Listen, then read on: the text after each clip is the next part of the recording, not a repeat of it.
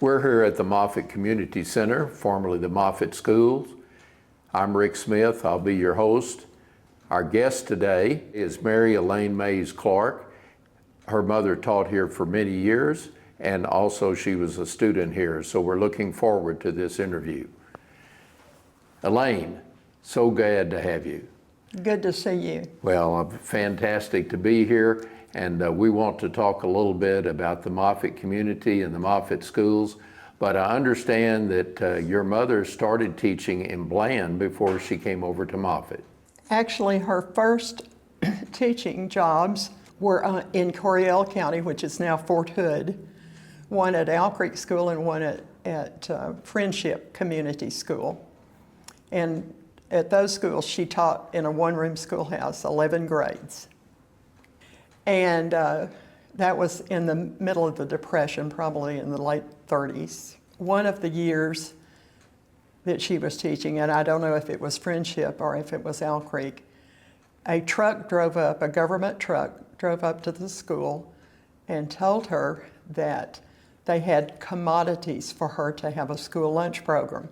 And in this one-room school, she did not have a stove, dishes, or pots and pans, or anything else. And they gave her 4 oat sacks, big gunny sacks, filled with commodities. One sack was full of pinto beans, rice, cornmeal, and one sack was full of flour. And they made her sign a paper that said she would not sell, nor would she give any of that commodity to anybody, that was for school children to eat. Now, how in the world was she supposed to prepare that for the school children They when there's didn't no tell kitchen? her. She lived with a lady whose name was Mrs. Millender, and her son was the trustee of the school. And his mother-in-law had died, and they had put her wood stove out in the barn. So he took that wood stove and piped it out through a window and got her cooking utensils, and they somehow found enough tin plates for the kids to each have a spoon or fork and a tin plate. Well, now was this on site at the school? That was all put into the school. There were grades 1 through 11, and there were no eggs, butter, or anything else to make this stuff up. So Mrs. Millender gave her milk and eggs and butter and lard. And Mother brought salt and pepper and baking powder and baking soda. And every day, the girls in 9th, 10th, and 11th grade would Mother would soak the beans overnight. They would come in and put the beans on. They would make the cornbread, make the rice, and every day the kids would eat cornbread, pinto beans, and rice. It's the same meal every day. Same meal every day. And since she was told not to give that food away, she took the waste of the food and put it in the trash can. And the kids began to cry. And she knew that they were kids that needed food. And she said, well, we must not waste this. Do any of you have pigs? If you'll bring a syrup bucket tomorrow, we'll divide this up for your pigs. And every day there were a dozen syrup buckets polished with lids. They divided the cornbread and the beans and the rice, put the lids on. The kids took it home, came back the next day with shiny buckets.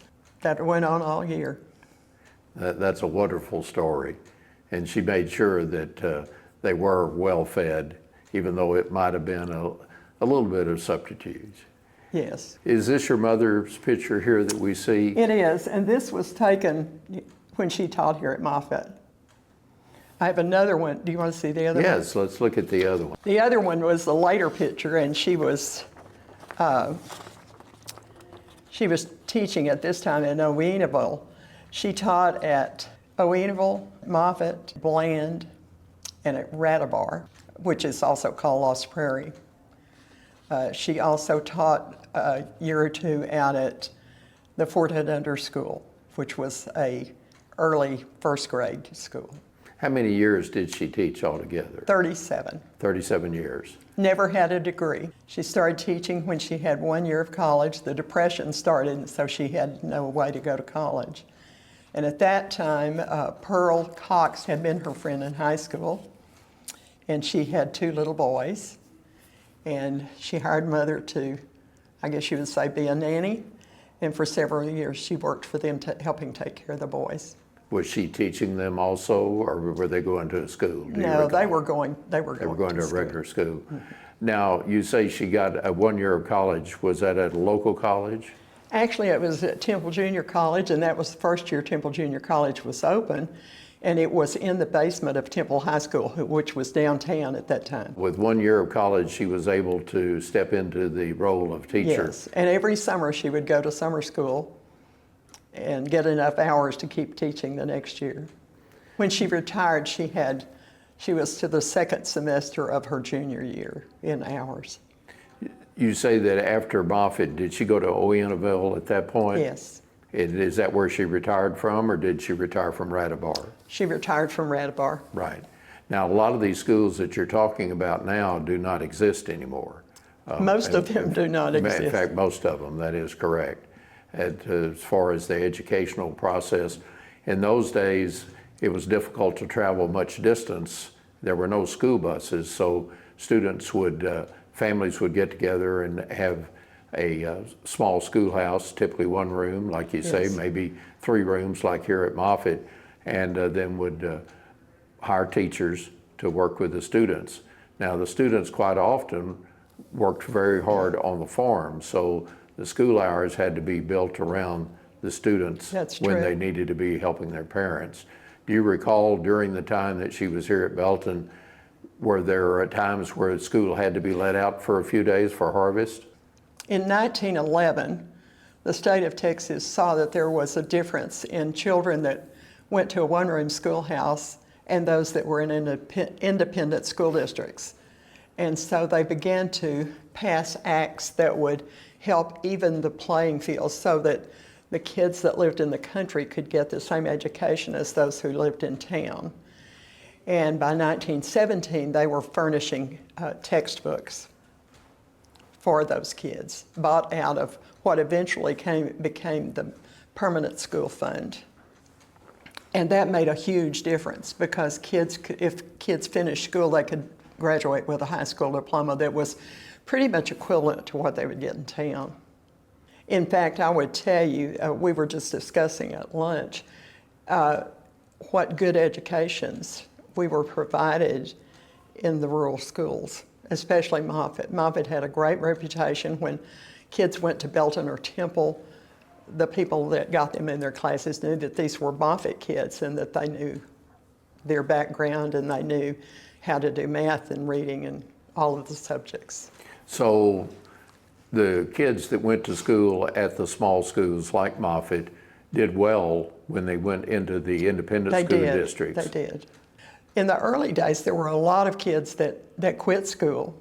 Stella's husband, for one, quit school. His daddy became too ill to farm, and so he quit and farmed.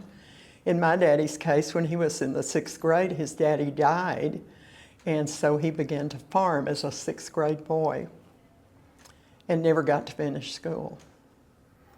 I know when I was in school here at Moffat that some of the children would be allowed to leave early when the harvest time, so that they could go help on the farm. As I remember, in mid-April to the end of school, we ran a school from the starting time, which was about 8 or 8:30, to 1 o'clock in the afternoon. And after 1, in the spring, we would go home and chop cotton, we called it, which was hoeing the weeds out of the cotton.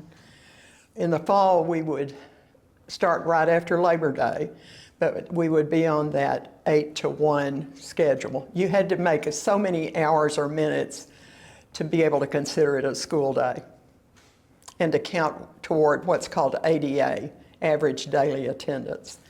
And if you didn't make the school day, then it didn't count toward that. And that was how the school received money from the state. And it's still the way they receive It's still the way they do it today. And they would go from about 8 or 8:30 to 1, And then they would go home and pick cotton until it was dark. So you consider how long the days are in the late spring and the late spring and the early fall. Those were long hours after school that little kids worked. I know you shared a little bit earlier about the books that would come out to the Moffat School, and my memory is that about once a month we would get new books, and it was such a thrill because most of us had read through all the books that were there, and then here's a whole new batch. Explain how that process worked. If kids had an interest in a subject matter, or maybe they were reading a series like the Bobbsey Twins or Hardy Boys, then they would put those things on a list. And I rode with my mother every day going home, so we passed the courthouse, and on the third floor of the courthouse were the business offices for the common school districts in Bell County. And there was a library there, and a little old lady who was a retired teacher ran the library, and I would go in with my list and I would shop for books and put them in a box, and then a janitor would come in with his dolly and we would sign those books out on Mother's list, and then he would take those down and put them in the car, and we would bring them in. It was a big day for those books to get to school, and the boys all rushed out to help unload those boxes because they wanted to get the first pick of the books. Now, you actually studied under your mother while you were going to Moffat Schools, is that correct? It's the only elementary time in my life that I didn't make A's. Oh my goodness, under your own mother. Well, and that was for a purpose. She did not want anybody to think she was playing favorites. Right. She graded me tough, which was probably good for me. Well, it's always tough when your own mother is the teacher, for sure, because she's going to expect more out of you and set an example with you. What was your most favorite memory of Moffat Schools, or do you have one? Well, I have lots. To tell you one that stands out in my mind, not necessarily as a favorite, but a real stark memory, was the day that the tornado blew Waco away. Because we stood in the schoolyard, it began to cloud up really dark. We'd been out on the last recess playing ball, and we came across the stile, and we lined up out there at first, and that storm was that sky was black and it was boiling. And then we came in and looked out the back school windows, and we could see that storm as it moved around. And of course, later that evening, we found out that Waco had been blown away, literally. Very few buildings standing. Exactly. There's a lot in the news about education and how it's changed. What do you see as things that you gained from going to a small 3-room schoolhouse that could help with today's educational process? Well, I think we were treated very gently by very loving teachers with Christian morals and ethics. Our teachers just closed the door and taught school. And it was a really an amazing environment that was created in that schoolroom, like none other any place else in the world, because you had someone with knowledge wanting to share that knowledge with someone who didn't have the knowledge, who wanted the knowledge. And so it creates a spectacular environment that I was privileged to experience here at school and then as a teacher. I don't know that teachers have that opportunity anymore because they're observed quite often, and they have to be on the same page of the same book at the same time every day, and they can't vary from that curriculum. I'm quite sure that a teacher today couldn't decide that her kids were going to take tap dancing lessons as an art form, and yet that happened here at Moffat with your mom as the teacher. Right. And we all thought we were going to be on Broadway, you know. Exactly. And I couldn't tap dance if my life depended on it today. But I remember that Mr. Harmon took those Converse tennis shoes for boys that didn't have leather shoes, and some way he figured out how to put taps on Converse tennis shoes, which was an amazing feat in itself. But there were things like that. The community always worked with Very the closely. teachers, Right. very closely. Right. So the educational process, you had teachers that had the opportunity to teach, wanted to share the knowledge, and you had students that wanted to learn. They knew what a privilege it was to be able to I think they attend did school. consider it a privilege to learn. And I know there are kids that say, I'm not going to do that and you can't make me. But we had a lot of kids from lots of different backgrounds, and I think that school made a huge difference in their lives. Do you see that those kids that went to, say, Moffat schools, did they do well in society? They have done well in society. Almost without fail, I've seen time and time again, not that everybody got a baccalaureate degree or a doctorate or a law degree or whatever, but people that just became really good citizens and who have worked hard to support their families and to try to raise their families in a world that's a pretty hard world to raise families in. Exactly. I see a bell on your desk. Tell me about the bell, the story of the bell. Well, this bell, I guess, has been at Moffat School from the beginning. And it was given to Stella at the end of her tenure here. And it used to be a bright gold. It still will be if it's polished right. And it rang us in from the schoolyard in the mornings, and it rang for recess to begin and end. It rang at the end of the day. It ran our lives. Did you ever get to ring the bell? Not until the last I guess till this day. No, at the last reunion, I rang the bell. You got to ring the bell. How Yes. about if you would ring the bell for us now? I'll do it. And you can't do this delicately. It has to go for several miles. They should be able to hear it at the store, okay? Okay. That's definitely a real bell. It's a real bell. You talked earlier about the Bland Band. Yes. Tell us about that. This community did lots of things together that were fun things and didn't cost money. And Paul McLaughlin was a great lover of children. And he had a huge lot where his house sat across from his store in the middle of Moffat. And he told the guys that liked to play softball that if they would pay the bill for the lights, he would get 2 lights on each side of the bases so that we could play at night and have softball games. And sometimes there would be people from other communities come and play against Moffat. But one time they decided they would have a Moffat and Bland ball game. And so if you lived near the Leon River or west of the Leon River, you were considered Moffat, and that was your family as well as my family. And Elaine Ludwig, who was the ringleader in lots of fun things, decided we should have a band. And so we put together a band. It had people folding paper over combs and blowing on them. It had people, I think your mother at one point played the washboard. There were a couple of washboards.